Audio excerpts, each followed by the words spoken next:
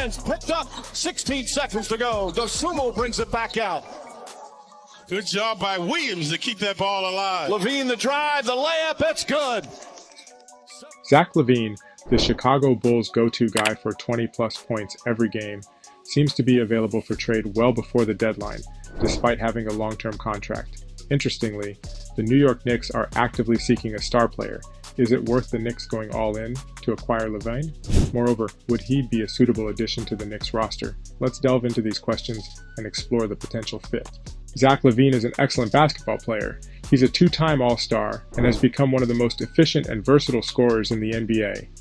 In the last 4 seasons, LaVine has consistently averaged at least 24 points, ranking as one of the league's leading scorers during that time. Certainly, he has proven to be a consistent offensive powerhouse in the recent past. Entering his 10th NBA season, and currently in his 7th with the Chicago Bulls, this seasoned player is in the midst of the second year of a substantial 5-year contract inked in July 2022. However, there's a possibility that LaVine might be departing from the Chicago Bulls. According to recent reports, there's a possibility that the Chicago Bulls could entertain the idea of trading their star player, Zach LaVine.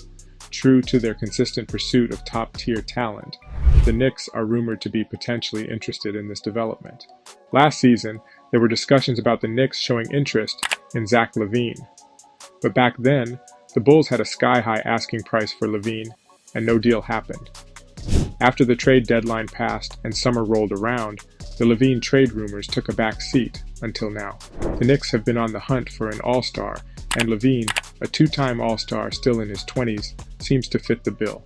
Need more shooting? LaVine's got that covered with his sharp shooting skills from downtown. While he's known for scoring, his off-the-ball moves, like cutting and nailing catch-and-shoot threes, add an extra flair. Sure, LaVine can be a bit wild steering an offense, but his explosive drives to the hoop and knack for creating shots make him a hot commodity. Imagine him as the Knicks' second or third offensive weapon, alongside Jalen Brunson and Julius Randle. It starts to sound like a winning combo. With fewer playmaking duties, he could unleash his scoring prowess when the Knicks need that extra boost. LaVine has consistently dropped over 23 points per game for 5 seasons, proving he's a scoring maestro.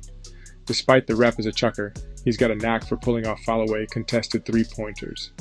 Bringing him to the Knicks could be the kind of game-changing move that could turn the NBA narrative on its head. But would Zach LaVine be worth the hefty price tag for the Knicks to secure him? The prospect of pairing him with Jalen Brunson raises concerns about potential defensive liabilities in the backcourt. The Knicks should be wary of compromising their defensive prowess, especially in the postseason, by introducing more defensive uncertainty on the perimeter. Also, acquiring LaVine might mean passing up on another star in the future, a trade-off that the front office, armed with draft picks and young talent, might be unwilling to make for a second or third option player on a hefty contract. So, while LaVine is an enticing prospect, the Knicks should carefully weigh the risks. Maintaining long-term flexibility is a priority, considering the NBA's unpredictable nature, where stars might become available at unexpected times. The Knicks are considering keeping their options open to avoid missing out on a better player due to a premature acquisition that conflicts with their future plans. Acquiring LaVine seems to hinge on offering a draft pick, a young player, and adjusting to meet the necessary requirements to fit into the salary cap. In their arsenal, the Knicks wield a wealth of first-round picks, both their own and additional selections from other teams. Complementing this, a promising roster featuring talents like Barrett, Grimes, and Emmanuel Quickley adds depth to their trade potential. However, the financial intricacies of LaVine's $40.1 million salary present a formidable challenge, pushing the Knicks perilously close to the luxury tax threshold. While acquiring LaVine could be seen as a strategic move for improvement, the financial constraints make it a tightrope walk. The Knicks could plan to craft an offer that combines an unprotected first-round pick with a promising young player. The goal is to secure LaVine while retaining enough talent and future draft picks for potential pursuits of higher caliber stars in the future. Yet, the shadow of financial considerations looms large. LaVine's eligibility for a small bonus, approximately $740,000, in the event of a trade adds another layer of complexity.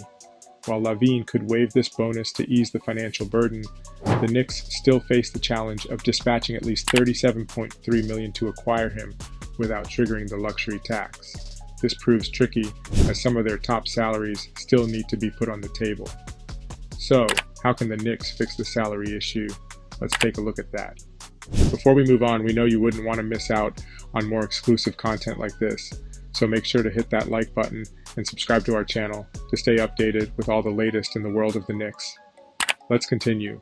Key players like Randall, Brunson, Barrett, and Robinson are deemed untouchable for various reasons. Barrett's breakout season elevates his value, and Robinson's importance to the team's identity makes him a non-negotiable asset. Additionally, contractual restrictions limit the tradability of players like Josh Hart until the following summer. Left with limited options, the Knicks may consider a trade package involving Evan Fournier, who is earning $18.9 million this season. To meet the required salary threshold, they could include Dante DiVincenzo and Isaiah Hartenstein, the former becoming trade eligible on December 15th. This combination puts the Knicks slightly above $37.3 million. However, it's on the edge of the luxury tax threshold, depending on whether LaVine decides to keep the trade bonus. An alternative approach they could explore involves enhancing the appeal of the deal by incorporating a young player. This might eliminate the need to surrender additional draft picks. Players such as Grimes, eligible for an extension next summer, or Quickley, approaching free agency, could be considered in these discussions.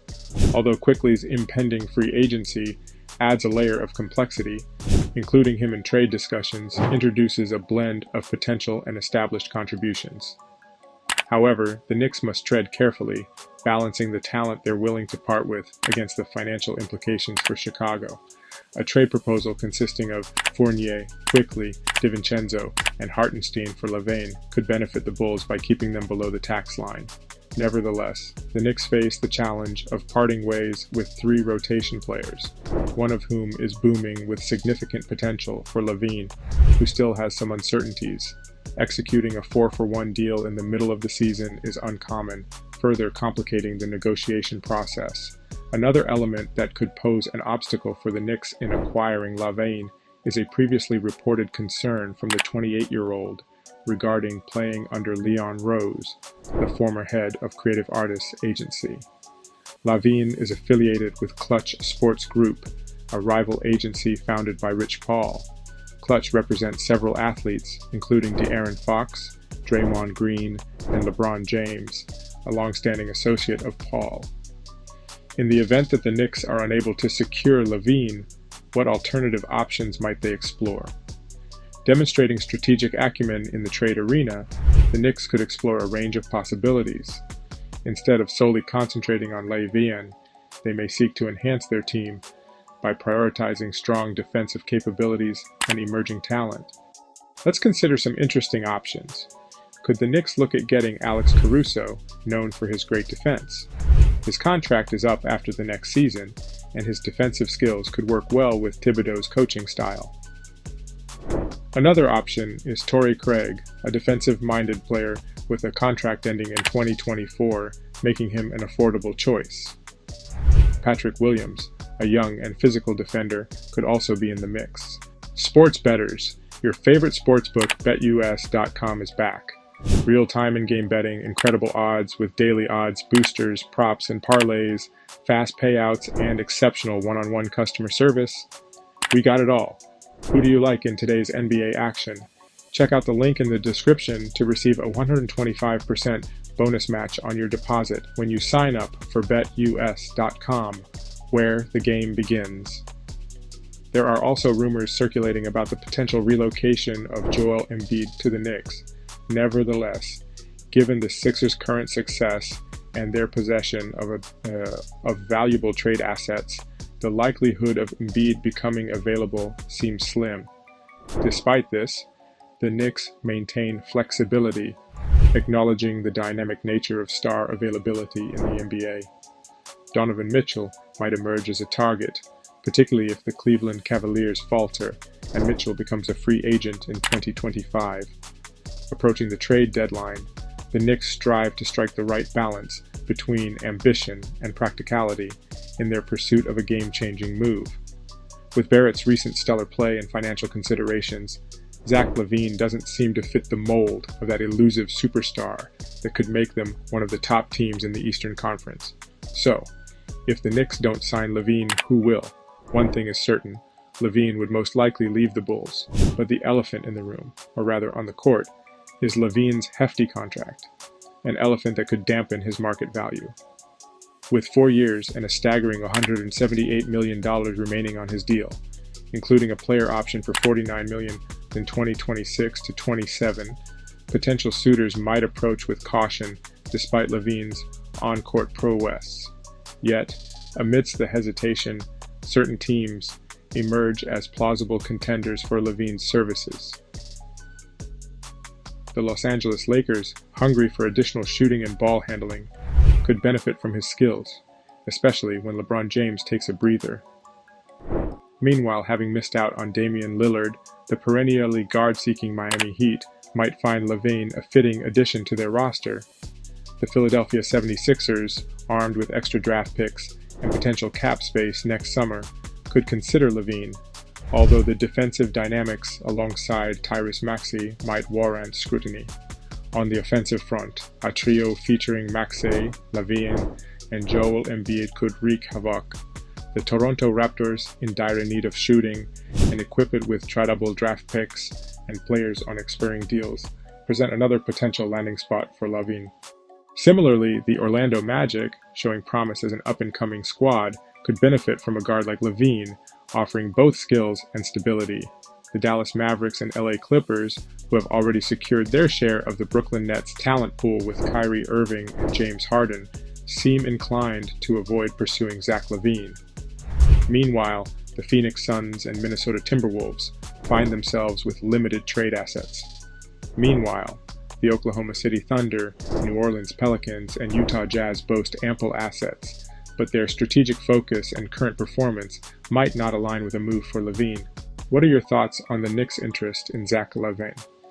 Do you believe signing LaVine at any cost is the best approach, or do you see it as a potentially bad deal? Share your opinions in the comment section below. That will be all for today's video. Thanks for staying tuned. Please don't forget to hit the subscribe button and notification bell so that you can always watch more amazing videos like this. See you in the next video.